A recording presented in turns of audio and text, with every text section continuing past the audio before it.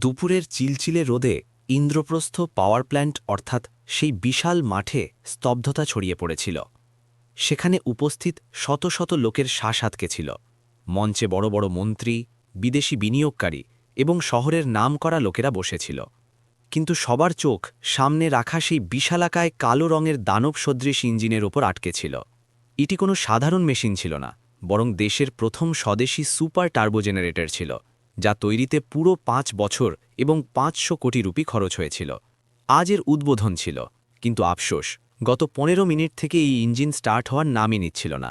প্রজেক্টের chief engineer Sahil ভারওয়ার ঘাম ছুটছিল। তার দামি স্যুট এখন ঘামে ভিজে গিয়েছিল। তিনি তার ল্যাপটপ এবং ট্যাবলেটে বারবার কমান্ড দিচ্ছিলেন, কিন্তু স্ক্রিনে শুধু এরার ব্লিঙ্ক হচ্ছিল। সাহিল তার টিমের ওপর চিৎকার করল, তোমরা বুঝছো না? যদি এটি পরের ২ মিনিটে চালু না হয় তাহলে আমাদের কোম্পানির সুনাম মাটিতে মিশে যাবে। চেক করো, ফুয়েল লাইনে সমস্যা আছে না সার্কিটে। তার টিমের জুনিয়র ইঞ্জিনিয়াররা ঘাবড়ে এদিক ওদিক ছুটছিল, কিন্তু মেশিন ছিল যে টস থেকে মস হচ্ছিল না। সেই ভারী উত্তেজনার মধ্যে কেউ লক্ষ্য করেনি যে নিরাপত্তা ঘেরার একটা ভাঙা জাল থেকে একটা ১২ বছরের ছেলে ভিতরে ঢুকে পড়েছিল। তার নাম বীরজু ছিল। শরীরে ছেঁড়া পুরনো কাপড়, যার ওপর গ্রিস এবং কালির দাগ লেগেছিল, এবং কাঁধে একটা নোংরা বস্তা, যাতে কভার ভরা ছিল। বীরজু কচরা বিনত, কিন্তু তার চোখে কচরার জন্য নয়, বরং মেশিনের জন্য একটা অদ্ভুত চমক ছিল। বীরজু ধীরে ধীরে সেই বিশাল ইঞ্জিনের কাছে এগোল। তাকে বড় বড় ডিগ্রি বা কোডিংয়ের বোঝা নেই, কিন্তু সে মেশিনের ধড়কন অনুভব করতে পারত। সে তার চোখ বন্ধ করল এবং সেই হালকা শুশুস করে আওয়াজ শুনল যা ইঞ্জিনের পিছনের অংশ থেকে আসছিল। সেই আওয়াজ এতটাই নিচু ছিল যে শোরগোলে এবং ইঞ্জিনিয়ারদের চিৎকারে কারো কানে পড়ছিল না, বীরজু ছাড়া। সে তার বস্তা নিচে রাখল এবং ইঞ্জিনের সেই অংশের দিকে বাড়ল যেখান থেকে আওয়াজ আসছিল। সেখানে একটা ছোট্ট ভাল্ব ছিল যা কাঁপছিল। বীরজু তার পকেট থেকে একটা পুরনো মুড়িচা ধরা পানা বার করল। তার হাত যেই সেই ভালভের দিকে বাড়ল, পিছন থেকে একটা গর্জনকারী আওয়াজ এলো। এই ছেলে, কি করছিস সেখানে? এটা সাহিল ভার্মার আওয়াজ ছিল। সে দৌড়ে এলো এবং বীরজুকে ধাক্কা দিয়ে পিছনে সরিয়ে দিল। বীরজু টাল খেয়ে তার নিজের বস্তার ওপর পড়ে গেল। সাহিলের চোখে রাগ এবং ঘৃণা ছিল। সে বীরজুর নোংরা কাপড় এবং তার কালো হাত দেখে চিৎকার করল, তোকে জানাও আছে এটা কি? এটা ৫০০ কোটির ইঞ্জিন, কোনো খেলনা নয়। খবরদার যদি এটাকে হাতও লাগাস, তাহলে তোর পুরো খানদানের উপার্জনও এর একটা পার্টস কিনতে পারবে না। ভিড়ে থেকে কয়েকজন হেসে উঠল। নিরাপত্তা কর্মীরা বীরজুকে ধরে নেওয়ার জন্য দৌড়ালো, কিন্তু বীরজু ভয় পেল না। সে ধুলো ঝেড়ে উঠে দাঁড়ালো এবং বড় নিষ্পাপতায় বলল, সাহেব, সেই মেশিন শ্বাস নিতে পারছে না। তার গলায় হাওয়া আটকে আছে। যদি সেই নাট না কষো, তাহলে এটি কখনো চলবে না। সাহিলের মুখ রাগে লাল হয়ে গেল। গ্রাম্য কথাকার, তুই আমাকে শেখাবি? আমি অক্সফোর্ড থেকে পড়া। বার করে দাও এটাকে এখান থেকে। তখনই একটা অদ্ভুত ঘটনা ঘটল। বীরজু নিরাপত্তা কর্মীদের পৌঁছনোর আগেই চট করে লাফ দিল, তার আগে যে সাহিল তাকে আবার আটকাতে পারে। বীরজু তার পানা সেই ছোট্ট ঢিলা নাটে আটকে দিল এবং পুরো শক্তি লাগিয়ে সেটাকে আধা ইঞ্চি ঘোরাল। এক পলকের জন্য স্তব্ধতা ছড়িয়ে পড়ল। সাহিল তাকে মারার জন্য হাত তুলতে যাচ্ছিল যে হঠাৎ থ্রম মাটিতে কম্পন হল। সেই বিশালকায় ইঞ্জিন একটা সিংহের মতো গর্জন করে উঠল। রোটারগুলো ঘুরতে শুরু করল এবং মিটারের সুই ০ থেকে সোজা সর্বোচ্চে পৌঁছে গেল। ইঞ্জিন চালু হয়ে গিয়েছিল। ইঞ্জিনের গর্জনের সাথে সাথে সেখানে উপস্থিত ভিড় হাততালি বাজাতে শুরু করল। মন্ত্রীজি এবং বিদেশি অতিথিদের মুখ উজ্জ্বল হয়ে উঠল। যে উত্তেজনা কিছুক্ষণ আগে বাতাসে জমেছিল, সেটা ইঞ্জিন চালু হওয়ার সাথে সাথে অদৃশ্য হয়ে গেল। সাহিল ভার্মা, যে এক পলক আগে লজ্জায় মাটিতে গিড়ে যাচ্ছিল, সে গিরগিটের মতো রং বদলে ফেলল। সে তৎক্ষণাৎ তার কোটের বোতাম ঠিক করল, মুখে একটা বিজয়ী হাসি লাগিয়ে ভিড়ের দিকে হাত নাড়াতে নাড়াতে এমন অভিবাদন গ্রহণ করল যেন এই অলৌকিকতা তারই আঙুলের কৌশল। সে মাইক হাতে নিল এবং ভারী আওয়াজে বলল, মহিলা এবং ভদ্রলোকেরা, ক্ষমা করুন, এটা একটা খুবই জটিল প্রযুক্তিগত সমস্যা ছিল, যাকে ন্যানো প্রেশার ফ্ল্যাকচুয়েশন বলে। সাধারণ মানুষ এটা বুঝতে পারে না, কিন্তু আমার অভিজ্ঞতা এবং আমার কাবিল টিম এটাকে সেকেন্ডে সলভ করেছে। ভারতের ইঞ্জিনিয়ারিংয়ের এই সেরা নমুনা এখন আপনাদের সামনে। ভিড় আবার জোরে হাততালি বাজাল। হাততালির সেই গড়গড়াহটে কেউ সেই ছোট ছেলে বীরজুর দিকে তাকাল না, যাকে এখন দুটো হট্টাকট্টা নিরাপত্তা কর্মী পিছন থেকে ধরে এনে নিয়ে যাচ্ছিল। বীরজুর চোখ এখনও সেই চলতে থাকা ইঞ্জিনের উপর আটকে ছিল। তাকে না হাততালি চাই, নাই নাম। তার চোখে একটা অদ্ভুত স্বস্তি ছিল। যেন কোনো ডাক্তার তার রোগীকে সুস্থ হতে দেখে অনুভব করে। তাকে শুধু এই খুশি যে মেশিন এখন ব্যথায় নেই। নিরাপত্তা কর্মীরা তাকে মূল গেটের দিকে ধাক্কা দিল। চল ভিক্ষুক, তোর সাহস কি করে হলো ভিতরে আসার? যদি সাহেব পুলিশ ডেকে নেয় তাহলে পুরো জীবন জেলে পচবি।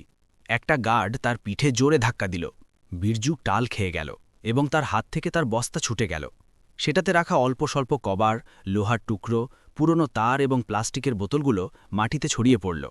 সে ঝুঁকে তার জিনিসপত্র গুছাতে যাচ্ছিল যে তখনই একটা গম্ভীর এবং কড়া আওয়াজ গুঞ্জরিত হল। থামো! এই আওয়াজ এতটা প্রভাবশালী ছিল যে নিরাপত্তা কর্মীরা সেখানেই মূর্তির মতো দাঁড়িয়ে গেল। মঞ্চে দাঁড়ানো সাহিল ভার্মার মুখের হাসি এক পলকে অদৃশ্য হয়ে গেল। ভিআইপি সেকশন থেকে উঠে একটা বয়স্ক ব্যক্তি ধীরে ধীরে তাদের দিকে আসছিল। সাদা কুর্তা পায়জামা, চোখে মোটা চশমা এবং হাতে একটা সাধারণ ছড়ি। এরা ছিল ইন্দ্রপ্রস্থ পাওয়ারের মালিক, শেঠ গিরধারী লাল। তিনি খুব কম বলতেন, কিন্তু যখন বলতেন তাহলে পুরো শহর শুনত। শেঠজি সোজা সাহিলের কাছে না গিয়ে সেই কবাড়ি ছেলের কাছে পৌঁছাল। তিনি নিরাপত্তা কর্মীদের হাতের ইশারায় দূরে সরে যেতে বলল। সাহিল ঘাবড়ে দৌড়ে তার কাছে এলো। স্যার, আপনি চিন্তা করবেন না, এটা শুধু একটা আবারা ছেলে, কবার বিন্ত। চুরি করার উদ্দেশ্যে ভিতরে ঢুকে পড়েছিল এবং মেশিনে ছোঁয়াছুঁই করছিল। আমি সিকিউরিটিকে বলে দিয়েছি এটাকে পুলিশের হাতে তুলে দেব। গিরধারী লাল সাহিলের কথা এমন অগ্রাহ্য করলেন যেন সেখানে কেউ বলেইনি। তিনি তার ছড়ি দিয়ে বীরজুর ছড়ানো কবারের বস্তার দিকে ইশারা করলেন এবং তারপর সাহিলের চোখে চোখ রেখে বললেন, চুরি করত সে প্রাণ বাঁচাতে পালাত। সাহিল মেশিন ঠিক করার জন্য না থেমে এবং একটা চিফ ইঞ্জিনিয়ার হয়ে মিথ্যা বলা তোমাকে মানায় না। আমি নিজের চোখে দেখেছি যে ইঞ্জিন কে স্টার্ট করেছে। সাহিলের পায়ে তলায় মাটি সরে গেল, তার গলা শুকিয়ে গেল। স্যার, আমি সেটা তো শুধু সংযোগ ছিল। সেঠজি তার দিক থেকে মুখ ফিরিয়ে নিলেন এবং বীরজোর সামনে সেই ধুলো এবং গ্রিসে মাখা ছেলের সামনে হাঁটু গেড়ে বসলেন। এটা দেখে পুরো স্টাফ অবাক হয়ে গেল। কোটি কোটির মালিক একটা কচরা বিন্নেওয়ালার সামনে বসেছিল। গিরধারী লাল নরম করে জিজ্ঞাসা করল, বাবু, তোমাকে কি করে জানা গেল যে সেই নাট ঢিলা ছিল? সেখানে তো কম্পিউটারও ফেল হয়ে গিয়েছিল। তুমি তো পড়ালেখা করা মনে হয় না। বীরজু তার নোংরা শার্ট দিয়ে বইতে থাকা নাক মুছল এবং বড় নিষ্পাপতায় বলল, বাবুজি, আমাকে পড়তে আসে না, কিন্তু যখন আমার মা চুলায় ফুঁ মারে এবং যদি কাঠ ভেজা হয় তাহলে আগুন ধরে না, শুধু ধোঁয়া দেয়। এই বড় ইঞ্জিনও সেটাই করছিল। হাওয়া ভিতরে যাচ্ছিল কিন্তু বাইরে বের হচ্ছিল না। সেটা কাঁপছিল, যেন তার দম আটকে যাচ্ছে। আমি শুধু তার গলার নল ঢিলা করে দিয়েছি যাতে সে শ্বাস নিতে পারে। সেঠ গিরধারী লালের মুখে একটা মৃদু হাসি ভেসে উঠল। তিনি বীরজুর নোংরা এবং গ্রিসে মাখা কাঁধে হাত রাখলেন এবং উঠে দাঁড়িয়ে সাহিলের দিকে তাকাল। তার চোখে এখন নরমতা নয়, বরং একটা অঙ্গারের মতো চমক ছিল। শুনলে তুমি সাহিল? সেঠজির আওয়াজ শান্ত ছিল, কিন্তু সেটাতে পাহাড়ের মতো ভারীপনা ছিল। তুমি ইঞ্জিনিয়ারিংয়ের মোটা মোটা বই পড়েছ, কিন্তু এই ছেলেটা প্রয়োজনের বই পড়েছে। তুমি মেশিনকে শুধু একটা লোহার কাঠামো ভেবেছ এবং এটি সেটাকে একটা জীবিত প্রাণীর মতো অনুভব করেছে। এটাই ফারাক একটা চাকর এবং একটা মালিকের চিন্তার। সাহিলের মুখ অপমানে কালো হয়ে গেল। ছিল মিডিয়ার ক্যামেরা, এখন তার জায়গায় সেই ছেঁড়া ছেলের ওপর জুম করছিল। তার অপমান তাকে সহ্য হল না। সে দাঁত পিষে বলল, স্যার, আপনি আবেগপ্রবণ হচ্ছেন। এটা শুধু একটা তুক্কা ছিল, একটা অপর কবাড়ি যাকে না ওহমের নিয়ম জানা না থার্মোডাইনামিক্স। সে আমার টিমের অংশ হতে পারে না। এটা ইন্দ্রপ্রস্থ পাওয়ার, কোনো অনাথালয় নয়। সেঠজি সাহিলকে হাতের ইশারায় চুপ করালেন এবং তার পকেট থেকে একটা সোনার সিক্কা বার করে বীরজুর হাতে রাখলেন। তারপর তিনি সবার সামনে ঘোষণা করলেন, আজ থেকে এই লাস্ট ডেজের বীরজু এই প্ল্যান্টের স্পেশাল ট্রেনিং সেকশন হবে। এর সব খরচ, পড়াশোনা এবং থাকার ব্যবস্থা কোম্পানি বহন করবে। ভিড় অবাক হয়ে গেল। একটা কবাড়ি এখন দেশের সবচেয়ে বড় পাওয়ার প্ল্যান্টে কাজ করবে। কিন্তু বীরজু খুশি হওয়ার বদলে ঘাবড়ে গেল। সে সেই সোনার সিক্কা ফিরিয়ে সেঠজির দিকে বাড়িয়ে দিল এবং তার কবারের বস্তা শক্ত করে ধরল। তার আওয়াজ কাঁপছিল, না না মালিক, আমাকে মাফ করুন, আমাকে চাকরি চাই না। সেঠজি অবাক হয়ে গেল, কেন বাবু? এখানে তোমাকে ভালো ঘর মিলবে, ভালো খাবার মিলবে, সম্মান মিলবে। তুমি মানা করছো কেন? বীরজুর চোখে অশ্রু ছলকে উঠল। সে নিচু স্বরে বলল, বাবুজি, যদি আমি এখানে চাকরি করতে শুরু করি তাহলে আমার মায়ের কি হবে? সে অসুস্থ, বিছানা থেকে উঠতে পারে না। প্রতিদিন সন্ধ্যায় আমি এই কবার বেচে যে 150 টাকা নিয়ে যাই, সেটা দিয়েই তার ওষুধ এবং দুটো রুটি আসে।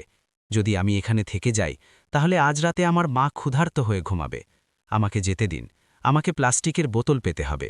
এটা শুনে সেখানে উপস্থিত অনেকের হৃদয় গলে গেল। এখানে কোটি কোটির কথা হচ্ছিল, আর সেই ছেলেকে শুধু তার মায়ের দুটো রুটির চিন্তা ছিল। সাহিল মুখ বেঁকিয়ে বলল, দেখলেন স্যার, এর চিন্তাই কচরার মতো, এটা অফিসার হওয়ার যোগ্য নয়। তখনই সেঠ গিরধারীলাল বীরজুর মাথায় হাত বোলালেন এবং আবেগপ্রবণ হয়ে বললেন, বীরজু, আজ থেকে তোমার মায়ের ওষুধ এবং রুটির দায়িত্ব আমার। আমি ওয়াদা করছি, আজ রাতে তোমার মা ক্ষুধার্ত হবে না, কিন্তু বদলে তোমাকে আমাকে একটা ওয়াদা করতে হবে। তুমি তোমার এই কলা, এই হোনরকে মরতে দেবে না। তুমি শিখবে, পড়বে এবং একদিন দুনিয়ার সবচেয়ে বড় ইঞ্জিনিয়ার হবে। মঞ্জুর? বীরজু শেঠজির চোখে তাকাল। তাকে সেখানে দয়া নয়, বিশ্বাস দেখা গেল। সে ধীরে মাথা নাড়ল। সাহিল ভার্মা দূরে দাঁড়িয়ে এসব দেখছিল। তার মুষ্টি কষে গিয়েছিল। তাকে মনে হচ্ছিল যে একটা নোংরা কীড়া তার সাম্রাজ্যে ফাটল ধরিয়েছে। সে মনে মনে কসম খেল, বুড়ো পাগল হয়ে গেছে, কিন্তু আমি এই কবাড়িকে ইঞ্জিনিয়ার তো দূর, চপরাশি পর্যন্ত হতে দেব না। এটাকে আমি এমন লাথ মারব যে এটা আবার সেই কচরা স্তূপে পড়ে যাবে যেখান থেকে এসেছে। বীরজুকে কোম্পানির হোস্টেলে নিয়ে যাওয়া হলো, কিন্তু তাকে জানা ছিল না যে মেশিন ঠিক করা সহজ, কিন্তু মানুষের ঘৃণা থেকে মোকাবিলা করা খুব কঠিন। তার আসল পরীক্ষা এখন শুরু হতে যাচ্ছিল। 6 মাস কেটে গিয়েছে। বীরজুর জীবন পুরোভাবে বদলে গিয়েছে, কিন্তু মুশকিল কম হওয়ার বদলে আরও বেড়ে গিয়েছে। ছেঁড়া পুরনো কাপড়, রেডিওর জায়গায় এখন তার শরীরে কোম্পানির নীল ইউনিফর্ম ছিল, এবং কভারের বস্তার জায়গায় পিঠে বইয়ের ভারী ব্যাগ। কিন্তু ইন্দ্রপ্রস্থ পাওয়ার প্ল্যান্টের এই চকচকে দুনিয়া বীরজুর জন্য কোনো জেলের চেয়ে কম ছিল না। সমস্যা মেশিন নয়, সমস্যা ছিল ভাষা।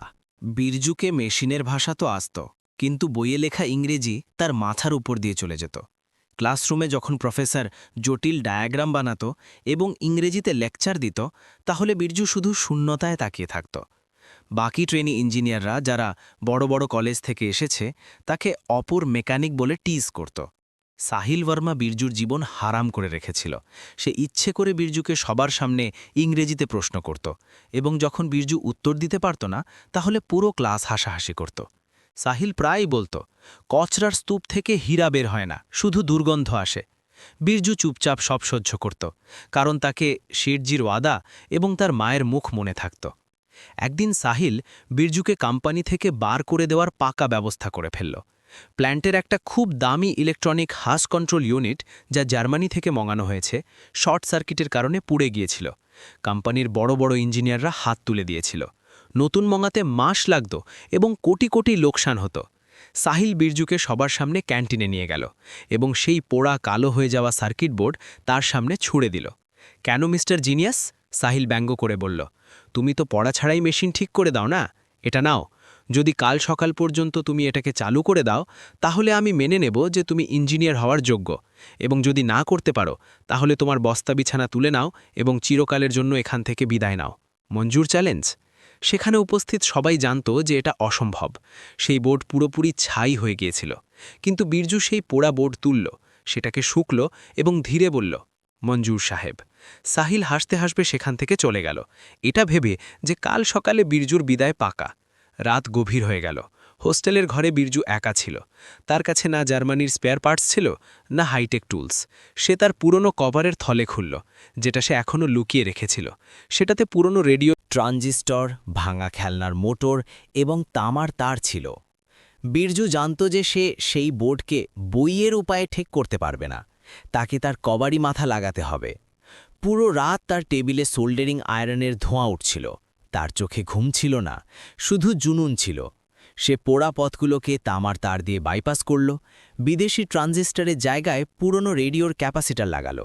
সেই সার্কিট এখন কোনো সুন্দর ইঞ্জিনিয়ারিংয়ের নমুনা নয়, বরং তারের একটা কুৎসিত জাল মনে হচ্ছিল। সকাল হল। সাহিল ভার্মা তার চামচা ইঞ্জিনিয়ারদের সাথে ল্যাবে ঢুকল। সে দেখল যে বীরজু টেবিলে মাথা রেখে ঘুমাচ্ছে এবং সেই কুৎসিত সার্কিট বোর্ড সামনে রাখা। সাহিল জোরে হাততালি দিল। ওঠো কবাড়ি, বিদায়ের সময় হয়েছে। আমি আগেই বলেছি, এটা রকেট সায়েন্স, কচরা বিনা নয়। বীরজু হড়ভড় করে উঠল। তার চোখ লাল ছিল, সে কিছু না বলে সেই অদ্ভুত দেখতে বোর্ড মূল মেশিনে কানেক্ট করে দিল। সাহিল হাসল, এটা কি পাখির বাসা বানিয়েছ? এটা মেশিনকে বিস্ফোরণ করে দেবে পাগল। সে সুইচ বন্ধ করার জন্য এগোলো যে বিরজু পাওয়ার বোতাম চাপল। যেই বিরজু বোতাম চাপল, ল্যাবে এক পলকের জন্য গভীর স্তব্ধতা ছড়িয়ে পড়ল। সাহিলের মুখে একটা কুটিল হাসি ছিল, সেই কুৎসিত সার্কিটের ফাটার অপেক্ষা করছিল। কিন্তু তখনই বিপ বিপ বিপ, মেশিনের প্যানেলে লাগা লাল আলোগুলো হঠাৎ সবুজ হয়ে গেল। স্ক্রিনে ডেটা দ্রুত ছুটতে শুরু করল। সেই মৃত মেশিন, যাকে জার্মানির ইঞ্জিনিয়াররাও অনলাইনে ঠিক করতে পারেনি, বিরজুর কভারের টুকরো এবং পুরনো তারের জাল থেকে জীবিত হয়ে উঠল।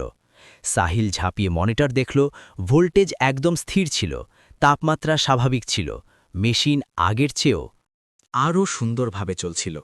সেখানে উপস্থিত জুনিয়র ইঞ্জিনিয়ার এবং ছাত্রদের মুখ খোলা থেকে গেল। সাহিল তার চোখে বিশ্বাস করতে পারছিল না। সে চিৎকার করে বলল, এটা অসম্ভব, এই রিডিং ভুল, তুমি সেন্সারের সাথে ছোঁয়াছুঁই করেছ। বিরজু শান্তভাবে উত্তর দিল, সাহেব, বিদ্যুৎকে না জার্মানির ভাষা আসে, না সে সৌন্দর্য দেখে, তাকে তো শুধু প্রবাহিত হওয়ার জন্য পথ চাই। আপনি যে পথ বানিয়েছিলেন সেটা নাজুক ছিল, আমি যে পথ বানিয়েছি সেটা তামার, এবং তামা কখনো ধোঁকা দেয় না। সাহিলের কাছে বলার কোনো শব্দ ছিল না। তার হার সেই একটা অপর কবাহির হাতে তার অহংকারের কোনো চড়ের চেয়ে কম ছিল না। সে দাঁত পিষে বিরজুকে ঘুরে দেখল এবং পা টেনে ল্যাব থেকে বেরিয়ে গেল। কিন্তু যেতে যেতে তার চোখে যে ঘৃণা ছিল, সেটা বলছিল যে এই খেলা এখনও শেষ হয়নি। সেই রাতে সাহিল তার কেবিনে মদ খাচ্ছিল। তার মাথা কোনো বিষাক্ত সাপের মতো ফনা মেলে বসেছিল। তাকে বোঝা গিয়েছে যে বিরজুকে প্রযুক্তিগত চ্যালেঞ্জে হারানো কঠিন, কারণ সেই ছেলের কাছে বইয়ের জ্ঞান নয়, বরং একটা দৈব প্রতিভা আছে। লোহাকে লোহা দিয়ে কাটা যায় না। সাহিল বড়বড় করে নিজেকে বলল, এটাকে কাটার জন্য মরিচার দরকার, এবং বিরজুর জীবনে সেই মরিচা হল তার অপরহতা। পরের সপ্তাহে প্ল্যান্টে বার্ষিক নিরাপত্তা পরিদর্শন হতে যাচ্ছিল। এটা কোম্পানির জন্য খুব বড় দিন ছিল। সাহিল একটা ভয়ঙ্কর পরিকল্পনা বানাল। সে পরের দিন বিরজুকে তার অফিসে ডাকল। এবার সাহিলের মুখে রাগ নয়, বরং একটা মিষ্টি কিন্তু মিথ্যা হাসি ছিল। বিরজু, সাহিল বড় ভালোবাসায় বলল, তুমি কাল অলৌকিক করেছ। আমি শেঠজিকে তোমার প্রশংসা পাঠিয়েছি। আমার মনে হয় যে আমি তোমাকে চেনার ভুল করেছি। বিরজু যে সর্বদা সরলতা পছন্দ করত, সাহিলের চাল বুঝতে পারল না। তাকে মনে হল যে হয়তো সাহেবের হৃদয় বদলে গেছে। সে হাত জোড় করে বলল, ধন্যবাদ সাহেব।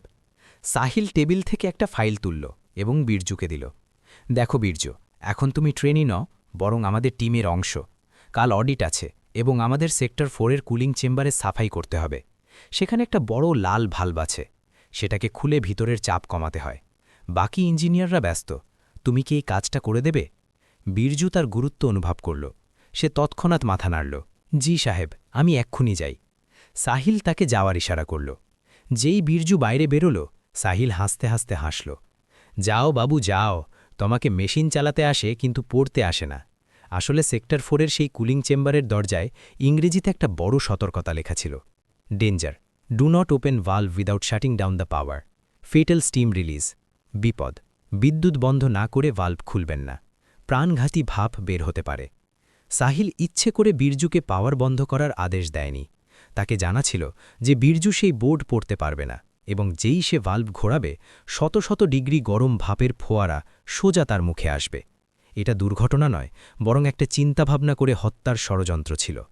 বিরজু খুশি খুশি তার পুরনো পানা স্ক্রুড্রাইভার নিয়ে সেক্টর 4-এর দিকে এগোল।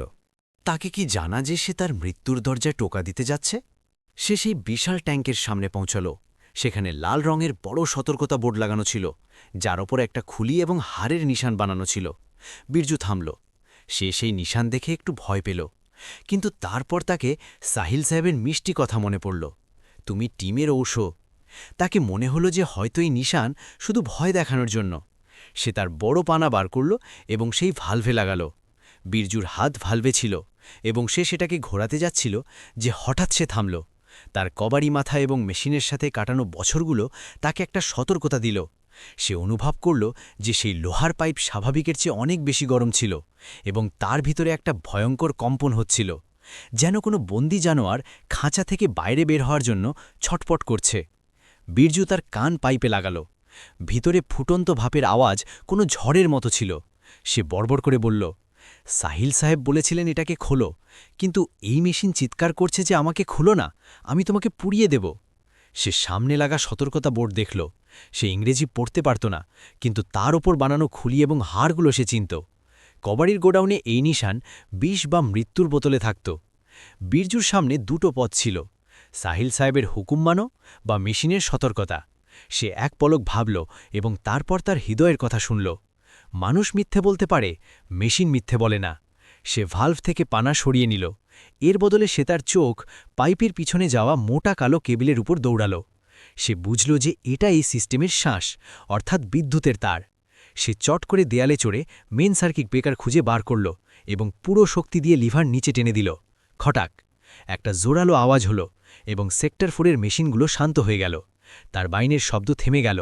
এখন বীরজু শান্তভাবে ফিরে এসে সেই লাল ভাল্ভ ঘোরাল। ফিস করে একটা হালকা আওয়াজের সাথে ভাপ ভাবে বাইরে বেরিয়ে গেল। কোনো বিস্ফোরণ হল না, কেউ পুড়ল না। তখনই মূল দরজা খুলল। সাহিল ভার্মা, শেড গিরিধারী লাল এবং বিদেশিদের টিমের সাথে সেখানে ঢুকল। সাহিলের মুখে একটা ভয় পাওয়ার নাটক ছিল।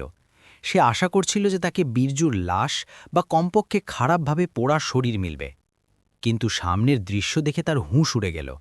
বীরজু জীবিত ছিল এবং শান্তভাবে হাতে কাপড় নিয়ে ভাল্ব সাফ করছিল। সাহিল ঘাবড়াহাট এবং রাগে চিৎকার করল, এটা কি করেছো তুমি বোকা? তুমি মেন পাওয়ার কেন কেটেছ? তুমি প্ল্যান্ট বন্ধ করে দিয়েছ, অডিট টিমের সামনে আমাদের নাক কাটিয়ে দিয়েছ। সে দৌড়ে বীরজুর কাছে গেল এবং তাকে ধাক্কা দিল। আমি তোমাকে ভাল্ভ খুলতে বলেছি, পাওয়ার কাটতে নয়। তোমাকে জানা আছে 1 মিনিট প্ল্যান্ট বন্ধ থাকলে কত লোকসান হয়? শেড গিরিধারী লাল এবং জার্মান অডিটর মিস্টার স্টিভও সেখানে এলো। মিস্টার স্টিভ বীরজুকে এবং তারপর সেই ভাল্ভ দেখল। বীরজু মাথা নিচু করে বলল, মাফ করুন সাহেব, কিন্তু পাইপ খুব গরম ছিল। যদি আমি চলতে থাকা মেশিনে ভাল্ভ খুলতাম তাহলে সেটা ফেটে যেত। মেশিন কাঁদছিল সাহেব, তাই প্রথমে আমি তার নাড়ি চেপে দিয়েছি, পাওয়ার কেটেছি যাতে সে শান্ত হয়। সাহিল চিৎকার করল, বকবক বন্ধ করুন স্যার, এটা অপর, এটাকে কিছু জানা নেই, এটি ভয়ে প্রোডাকশন থামিয়ে দিয়েছে, এটাকেও ধাক্কা মেরে বার করুন। তখনই মিস্টার স্টিভ তার হাত তুলল। 1 মিনিট।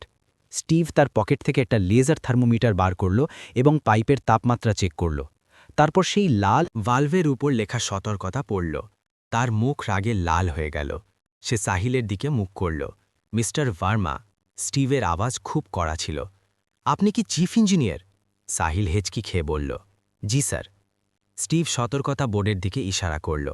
তাহলে কি আপনাকে জানানি যে হাই প্রেশার স্টিম ভাল্ভকে পাওয়ার কাট না করে খোলা একটা সুসাইড মিশন, আত্মহত্যা? যদি এই ছেলেটা পাওয়ার না কাটত তাহলে এখন এখানে এর লাশ পড়ে থাকত এবং এই পুরো সেক্টর উড়ে যেত। পুরো ঘরে স্তব্ধতা ছড়িয়ে পড়ল। শেড গিরধারী লালের চোখের রক্ত নেমে এলো। তিনি সাহিলের দিকে তাকালো, যে এখন ঘামে ভেজা ভেজা হয়ে গিয়েছে। স্টিভ বীরজুর কাঁধে হাত রাখল এবং ভাঙা ভাঙা হিন্দিতে বলল, তুমি শুধু তোমার প্রাণ বাঁচাওনি, তুমি এই পুরো প্ল্যান্টকে বাঁচিয়েছ। তুমি জিনিয়াস ছেলে। সাহিল এখন ফেসে গিয়েছে। তার ষড়যন্ত্র তারই গলার ফাঁস হয়ে গিয়েছে। শেঠজি ধীরে ধীরে সাহিলের দিকে এগোল। শেঠ গিরধারী লালের হাত বাতাসে ঘুরল এবং একটা জোরালো চড় সাহিল ভার্মার গালে পড়ল। ট্রাক! সেই আওয়াজ পুরো প্ল্যান্টে গুঞ্জরিত হল। সাহিল তার গাল সামলাতে সামলাতে হতবাক হয়ে গেল। শেঠজির মুখ রাগে লাল হয়ে উঠছিল। তিনি আঙুল তুলে সাহিলের দিকে ইশারা করল। লজ্জা আসা উচিত তোমাকে সাহিল, একটা অপর ছেলেকে নিচু দেখানোর জন্য তুমি এতটা নিচে পড়ে গিয়েছ যে তার প্রাণ নেওয়ার চেষ্টা করেছ। এটা অসতর্কতা ছিল না, এটা একটা হত্যার ষড়যন্ত্র ছিল। সাহিল গিরগির করে চেষ্টা করল, স্যার আমার সেটা অর্থ নয়, আমি তো শুধু। চুপ! শেঠজির গর্জন সাহিলকে চুপ করিয়ে দিল। তোমার ডিগ্রিগুলো শুধু কাগজের টুকরো সাহিল, কারণ তোমার কাছে সেই একটা জিনিস নেই যা এই কবাড়ি ছেলের কাছে আছে, জামির এবং সততা। তুমি মেশিনগুলোকে শুধু টাকা উপার্জনের মাধ্যম ভেবেছ, কিন্তু বীরজু তাদেরকে তার বন্ধু মেনেছে এবং আজ সেই মেশিন তোমাকে সত্যের আয়না দেখিয়েছে। শেঠজি নিরাপত্তা কর্মীদের ইশারা করল। সেই নিরাপত্তা কর্মীরা যারা একসময় বীরজুকে টেনে বাইরে নিয়ে যাচ্ছিল, আজ তারা সাহিল ভার্মার বাহু ধরে তাকে ধাক্কা মেরে গেটের দিকে নিয়ে যেতে শুরু করল। সাহিল চিৎকার করতে থাকল, তার ডিগ্রিগুলোর দোহাই দিতে থাকল, কিন্তু আজ তার শোনার কেউ ছিল না। নিয়তি তার খেলা সম্পূর্ণ করেছে। যাকে কচরা ভেবে ফেলে দেওয়া হয়েছে সে আজ হীরা হয়ে চকচক করছে, এবং যে নিজেকে বাদশা ভাবত সে আজ তার নিজের চোখে পড়ে গিয়েছে। সাহিলের যাওয়ার পর মিস্টার স্টিভ বীরজুর হাত ধরল এবং তার পকেট থেকে একটা পেন বার করে তাকে দিল। এই পেন আমার বাবার, যিনি জার্মানির সবচেয়ে বড় ইঞ্জিনিয়ার ছিলেন। আজ এটা তোমার। তুমি একটা natural born engineer. Set Girdharilal বীরজুর কাঁধে হাত রাখল এবং ঘোষণা করল, আজ থেকে সাহিল ভার্মার জায়গা খালি। এবং যদিও বীরজুর কাছে এখনও ডিগ্রি নেই, কিন্তু আমি এটাকে এই প্ল্যান্টের হেড অফ টেকনিক্যাল অপারেশনস নিয়োগ করছি। এর টিমে পিএইচডি করা লোকেরা থাকবে যারা এর জন্য লিখবে, কিন্তু মাথা শুধু বীরজুর চলবে। পুরো হলে হাততালির গড়গড়াহট গুঞ্জরিত হল। বীরজুর চোখ থেকে অশ্রু বইতে শুরু করল। সে শেঠজির পা ছুল, কিন্তু শেঠজি তাকে জড়িয়ে ধরল। কিছু চাও বীরজু? শেঠজি বলল, আজ তুমি যা চাইবে সেটা মিলবে। বীরজু অশ্রু মুছল এবং বড় বিনয়ে বলল, মালিক, আমাকে বড় পথ চাই না, শুধু একটা অনুরোধ আছে। আমার মতো হাজার হাজার ছেলে আছে যাদের হাতে হুনর আছে, কিন্তু তারা বই পড়তে পারে না। আপনি কি এই ফ্যাক্টরির পিছনে একটা ছোট স্কুল খুলতে পারেন, যেখানে মেশিন শেখানো হবে কিন্তু রড করানো হবে না, যেখানে কভার থেকে আবিষ্কার করা শেখানো হবে? শেঠজির চোখ ভরে এলো। তিনি বীরজুর মাথায় হাত বুলালো। শুধু স্কুল নয় বাবু, আমরা পুরো বীরজু ইনস্টিটিউট অফ ইঞ্জিনিয়ারিং বানাব। 5 বছর পর ইন্দ্রপ্রস্থ পাওয়ার প্ল্যান্টের পাশে একটা ভব্য ভবন দাঁড়িয়েছিল। তার গেটে লেখা ছিল বীরজু ইনস্টিটিউট। ভিতরে একটা সাফ সুথরা ক্লাসরুমে বীরজু দাঁড়িয়েছিল। এখন সে স্যুট বুটে ছিল, কিন্তু তার হাতে এখনও সেই পুরনো পানা ছিল। তার সামনে শত শত ছেলে বসেছিল, কিছু গরিব, কিছু ধনী, কিন্তু সবার চোখে সেই চমক ছিল যা একসময় বীরজুর চোখে ছিল।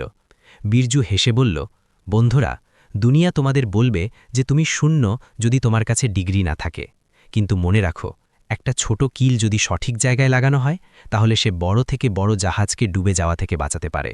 তোমার দাম চেনো, কারণ কভার কিছু হয় না, শুধু সেই জিনিস যা তার সঠিক জায়গায় রাখা হয়নি। বাইরে সেই বিশালাকায় ইঞ্জিন তার পুরো শক্তি দিয়ে গর্জন করছিল, যেন বীরজুর কথায় তার সম্মতি দিচ্ছে। কচরার স্তূপ থেকে ওঠা সেই ছেলে এখন হাজার হাজার স্বপ্নকে উড়ান দিচ্ছে। সত্যি বলা হয়েছে,